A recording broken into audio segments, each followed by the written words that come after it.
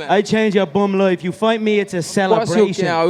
When you sign to fight me, it's a celebration. You ring back home, you ring your wife. Baby, we done it. We're rich, baby. Conor McGregor made us rich. Break out the red panties.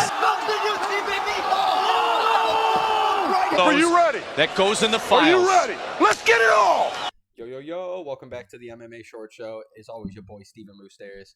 And guys, usually, around these fight cards, usually I'm, getting ready, hyping up these videos, whatever, talking about fighters, talking about my favorite fights that we're about to see, favorite matchups, maybe some new up-and-comer guys that like to watch out for, maybe some betting advice, something like that. And usually I'm about to plant my ass in Ohio where I live and, either sit at home, watch them with my friends, something like that, completely legally, guys. Come on now.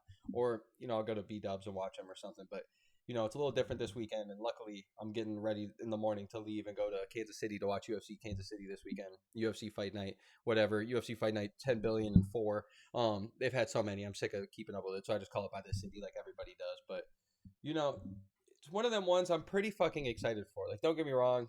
I've had plenty of chances to go to, like, the Columbus shows and, Cleveland, those are only an hour, a couple hours away from me. And, usually these last couple fight nights that we've gotten have been kind of terrible. So it's like, no offense to any of them. It's just like, man, I'm not about to spend $200 on a fucking ticket to go watch, fucking Curtis Blades fight somebody. Like, no offense to Curtis Blades, but like, I like Curtis Blades and everything. It's just, man, I like watching it from home, get a nice little angle. So if I'm going to go, man, it's going to be worth it for me. So that's why I'll travel to these places and whatnot.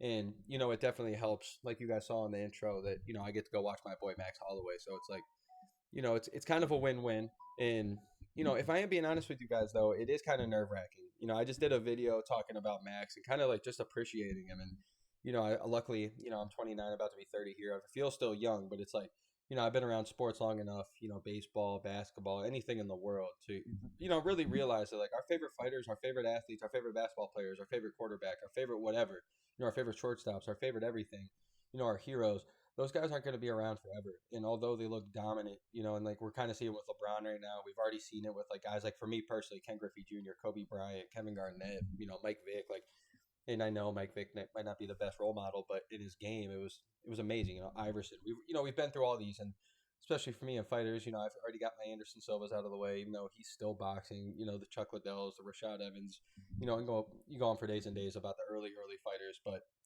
we are coming to that new wave of guys, and especially more guys like my age that are, it's like, they've been on top for so long, like a Max Holloway, that you kind of forget that this dude's been 27 fights it's about to be his 27th fight this weekend against Arnold Allen. And it's going to be his 31st MMA fight. And this is his 27th UFC fight. It's ridiculous, man. That is so many fights. And I've named off everybody. If you guys don't know you don't know his career, man, first of all, shame on you. But you need to go back. So I'm not going to waste your guys' time and name every person ever. But the Volk fights, I mean, I think I'm not alone when I say I thought he won the first two. I know he gets robbed. Third one, worst night of my life. I have the poster literally right up there above me. And one of the worst nights of my life last year when Volkanovski beat the shit out of him in the third fight. But, I mean, I've also gotten to see him fight so many phenomenal fights. Even if it's like him learning when he first came up, like first fighting Dustin Poirier. I think his fourth or fifth fight in the UFC is Conor McGregor.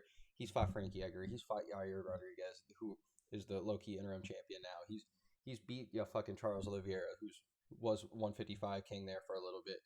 He was willing to fight Khabib off of, even though he had a concussion, just to save a show, even off of like 4 days of cutting weight. And, he's been through everything. He's taken out the new guys that come up and say that he's too old and they're about to take his shine. He's beating the fuck out of him like Calvin Kattar and, Brian Ortega. Like, he's fought the who's who, like the Jose Aldo, when he absolutely destroyed him twice. Even when him and Dustin Poirier fought for the second time for the belt, or the interim belt at 155, it's like, man, like, let's not forget, he outstruck Dustin Poirier. He just got outpowered by Dustin Poirier. So it's like, the dude's been around, and even though he's been kicking people's asses and putting on shows and has all these records, significant strike records, careers, or in just fights, and I think he's got like third most time ever in the UFC, and it's like inside the octagon, I think he's like at 6 hours and some change. Like, dude, this man has been through everything, and it is kind of nerve-wracking to watch him, go up against an Arnold Allen, like, who I don't think's quite proven yet. He is definitely getting there.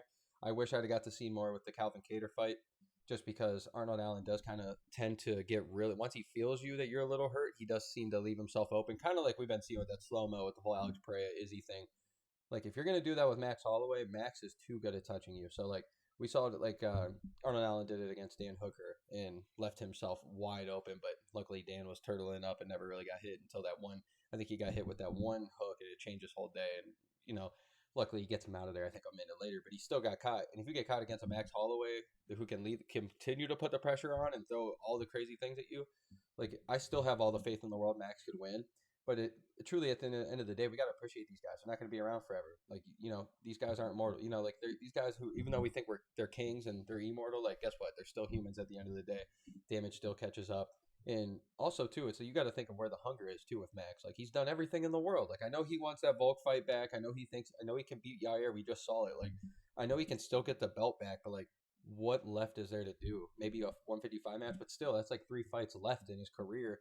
And the way that he fights, man, that's in 2 years. And it's like, if he loses against Arnold Allen, then we really have to start looking at, like, he gets slept or something, really going to have to start looking at that brain damage and stuff. Like, not to be rude, I love Max, but, like, it's starting to get tough watching his interviews. I watched his pre-fight interviews just this weekend, and, man, it is tough, guys. Like, he's starting to get a little mumbly, and I don't want to, maybe it's just the way he's always talked, but I swear I used to remember him talking a lot cleaner, and it's I don't want to say it's as bad as Stipe, but it's starting to get there, for being honest. And for 31 years old, it's not something I want to hear. And yeah, he's always kind of been a soft like speaker, and kind of have like a little lisp to him, but never as bad as I think I'm picking up. And I had a comment the other day on that video, somebody kind of agreeing with me. So I don't know if you guys are picking up on it, but I am worried for sure to be there. But I am geeked as well. I think this could be a huge win, so I'm excited for that.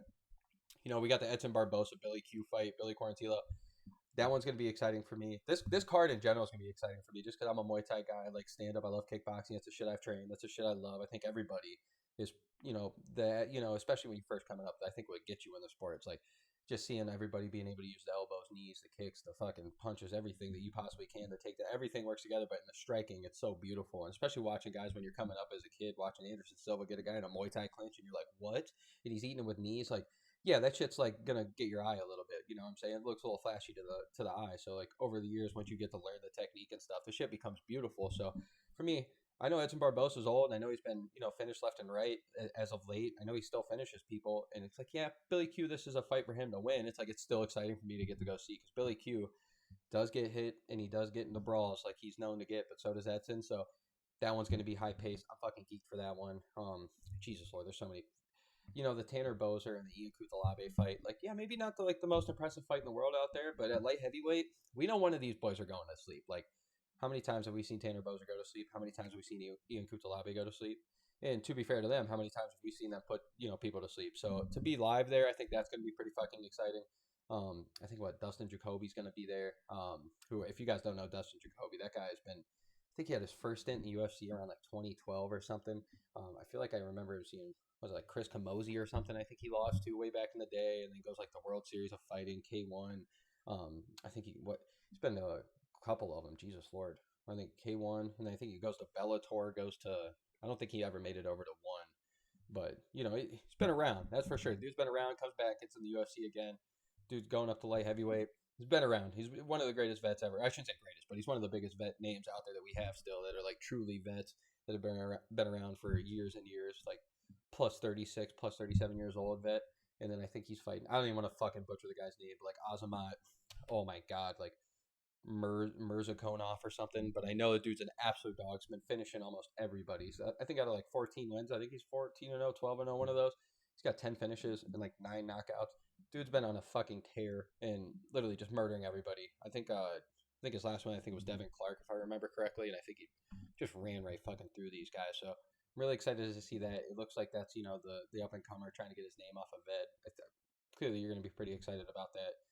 And then, clearly the Pedro Munoz Chris Gutierrez fight, I'm gonna be busting nuts over. Like, sorry to even talk about all these, but like just like shit I'm excited for to go see at UFC Kansas City, and like Clay Guida on the card. I think Lando Venata, I think too, is going to be cool to see. So I get to see a lot of these names, and people I've been watching for years and everything. So it's going to be really exciting to be there, and I got pretty decent tickets or seats and everything. So make sure you guys watch. I'll probably be posting up some like entrances and stuff from like Max Holloway and people. Like, I just don't want to be getting caught up in the copyright stuff. Posting images of the actual fight or video of the actual fight. So don't trust me, I won't be doing that shit. But it is going to be cool to be at a UFC event. So Let's go, baby. I'm fucking geeked, clearly. I'm probably going to be having videos up of, UFC Kansas City. So let's go, guys. Like, let's get it. If you guys are excited for some of these fights, like, I know the fight nights people don't usually give a fuck about, but, like, I'm always in. I always like to get to watch these up-and-comers that are going to be fighting. We got, like, a shit ton of them on this card. But it is cool that we also got these many vets, too, that make it, kind of cool for some fans to actually get to see finally, especially for me, who's been watching them for, 10-plus years, a lot of these guys. So, as always, your boy, Steven Moustaris. Let's go, baby.